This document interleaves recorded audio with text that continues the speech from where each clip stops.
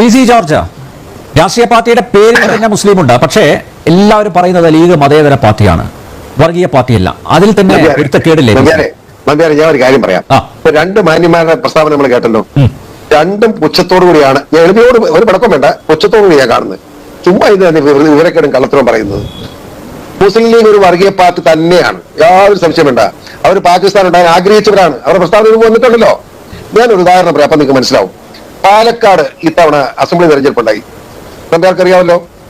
ആ തെരഞ്ഞെടുപ്പിന് 3 ദിവസം മുമ്പ് കുഞ്ഞാലിക്കുട്ടി മുസ്ലിം ലീഗ് നമ്മുടെ CPM മന്ത്രി ഉണ്ടല്ലോ, അയാള് CPM മന്ത്രിയാന്ന് ഓർക്കണം, രാജിവെച്ചിരിക്കുക, മന്ത്രിയല്ല അയാള്, KTLയിൽ SDPI, ജമാഅത്തെ ഇസ്ലാമി, PDP, അന്ന് മുസ്ലിം വിഭാഗത്തിൽപ്പെട്ട മുഴുവൻ തീവ്രവാദ സംഘടന ഒരുമിച്ച് കൂടി എന്തിന്?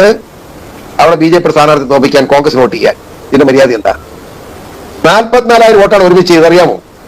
നിങ്ങൾ രണ്ട് മാന്യന്മാരും ഇപ്പൊ സംസാരിച്ചുകൊണ്ടാ പറയുന്നത്. ഈ ഓളത്തിലൊന്നും ഞാനിരിക്കുന്നവർക്ക് പറയുന്നത്, എനിക്ക് തർക്കമുണ്ട്, അതുകൊണ്ടാണ് പറയുന്നത്. അവർ വോട്ട് ചെയ്തു, എന്നിട്ട് BJP സ്ഥാനാർത്ഥി തോപ്പിച്ചു, വലിയ മഹത്വമായി പോയല്ലോ. ഞാൻ ചോദിക്കട്ടെ, പൂഞ്ഞാർ നിയോജകമണ്ഡലത്തിലുണ്ടായി എന്റെ അനുഭവം. ഞാനൊരു മുസ്ലിം വിരുദ്ധരല്ലോ, ഈരാറ്റുപേട്ടയ്ക്ക് വേണ്ടി ജീവൻ കളഞ്ഞ് പ്രവർത്തിച്ചുകൊണ്ടിരിക്കുന്നതല്ലേ. അവിടെ മുസ്ലിം വർഗീയത ഉണ്ടാക്കി. എന്നിട്ട് 27,000 വോട്ട് എനിക്കെതിരായിട്ട് ഒരുമിച്ച് ചെയ്തു, എന്നെ തോപ്പിച്ചു. എന്നിട്ട് SDP നേതാവ് എന്നെ വിളിച്ചു പറഞ്ഞു, ഞങ്ങളൊരു ടെസ്റ്റ് കേസ് ആയിട്ടാണ് സാർ തെറ്റിദ്ധരിക്കരുത്, സാർ നോക്കേണ്ടി ഞങ്ങൾക്ക് ദുഃഖമുണ്ട്, പക്ഷേ ഞങ്ങൾ തൊടുപുഴക്കൾ നടപ്പാക്കാൻ പോകുമെന്ന് പറഞ്ഞു. മനസ്സിലായോ? ഈ കേരളത്തിലെ അല്ലെങ്കിൽ ഇന്ത്യയിലെ മുസ്ലിം ആണോ അവൻ വർഗീയവാദിയാണ്. വർഗീയവാദി അല്ലാത്ത ഒരു മുസ്ലിമിൻ ലോകത്ത് ഇന്ത്യ മഹാരാജ്യം ജീവിച്ചിരിപ്പില്ല. ഇതാ ഞാൻ ഒരു പുസ്തകം കാണിക്കാം, നമ്മുടെ മുഹമ്മദ് ഗസ്നിയുടെ ഇന്ത്യൻ ആക്രമണങ്ങളായത് ഈ പുസ്തകം. മനസ്സിലായോ?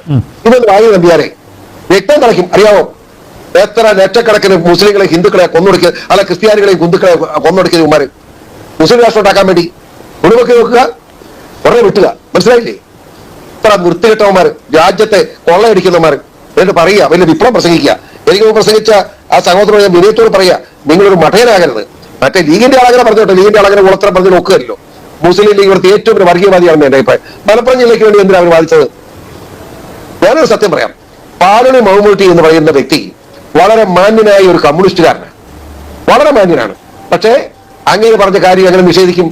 ഞാൻ പാലണി കമ്മിറ്റിയുടെ അടിസ്ഥാനത്തിലുള്ള കേരളത്തിൽ എല്ലാ മുഴുവൻ ഓഫീസുകളും മുസ്ലിം കയ്യേറുന്നത്, നിയമനങ്ങൾ മുഴുവൻ മുസ്ലിം കൊടുത്തത് എങ്ങനെയാണ്?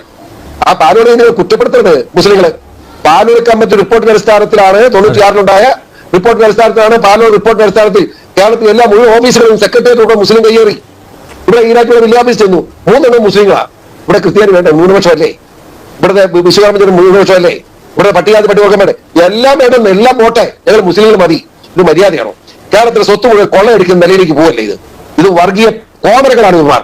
ഞാൻ പച്ചയ്ക്ക് പറയും, നീക്ക് ഒരു മടിയില്ലെന്ന് പറയും. ഞാൻ ഈരാറ്റുപേട്ട മനസ്സിലായില്ലേ? ഈരാറ്റുപേട്ട എന്ന് പറഞ്ഞാൽ 40,000 പോപ്പുലേഷൻ ഉള്ളതിൽ 38,600 മുസ്ലിങ്ങളുള്ള ഈരാറ്റുപേട്ടയിൽ ഇരുന്നുകൊണ്ടാണ് PC പറയുന്നത്, നിങ്ങളപ്പുറം വർഗീയവാദികൾ, മനസ്സാക്ഷിയില്ലാത്ത വർഗീയവാദികൾ എവിടെയുണ്ട്? മനസ്സാക്ഷിയുണ്ട് നിങ്ങൾക്ക്? മറ്റു മനസ്സിനോട് സൗമനസ്യമുണ്ടോ? ഞങ്ങൾക്ക് കാണിക്കുന്ന വൈവസ് നിങ്ങൾ കണ്ടുപിടിക്കുക. ഞങ്ങൾ ആരെങ്കിലും മുസ്ലിങ്ങളെ കൊല്ലണമെന്ന് പറയുന്നുണ്ടോ? എന്തുകൊണ്ട്? ഞങ്ങളൊക്കെ പഠിച്ചത് ഇടകര തടിച്ച ഭരണഘടന കാണിച്ചു കൊടുക്കുന്ന പഠിച്ച യേശുവിന്റെ അഭിപ്രായക്കാരനാണ് ഞങ്ങൾ. അല്ലെങ്കിൽ നമ്മുടെ ഗുരുദേവൻ പറഞ്ഞിട്ടുള്ളതാ, അല്ലെങ്കിൽ നമ്മുടെ NSS നമ്മുടെ മന്നത്തപ്പ പറഞ്ഞിട്ടുള്ളതാ. ഇതിനൊക്കെ വിരുദ്ധമായിട്ട് മുസ്ലിം എന്ന് പറയുന്നവർ ഇടത്തോട്ട് മുൻകൊടുക്കുന്നത്, നിങ്ങൾ ഇടത്തോട്ടോ വലത്തോട്ടോ എങ്ങോട്ട് മുൻകൊടുക്കുന്നത്? തമിഴ്നാട്ടിൽ എല്ലാവരും ഇടത്തോട്ടല്ലേ മുൻകൊടുക്കുന്നത്? അതിനകത്തിലെ വ്യത്യാസം എന്നും പറഞ്ഞ് വൃത്തിയായിട്ട് പറഞ്ഞ് നടക്കുക. നിങ്ങളെ ഏറ്റവും വലിയ വർഗീയവാദം മുസ്ലിം ആണോ അവൻ വർഗീയവാദിയെ മാറിപ്പോയി. ഇന്ത്യ അല്ല അവന് വേണ്ടത്, പാകിസ്ഥാനാണ് വേണ്ടത്. ഇവിടെ ക്രിക്കറ്റ് നടക്കും നമ്പ്യാരെ, ക്രിക്കറ്റ് നടക്കുക.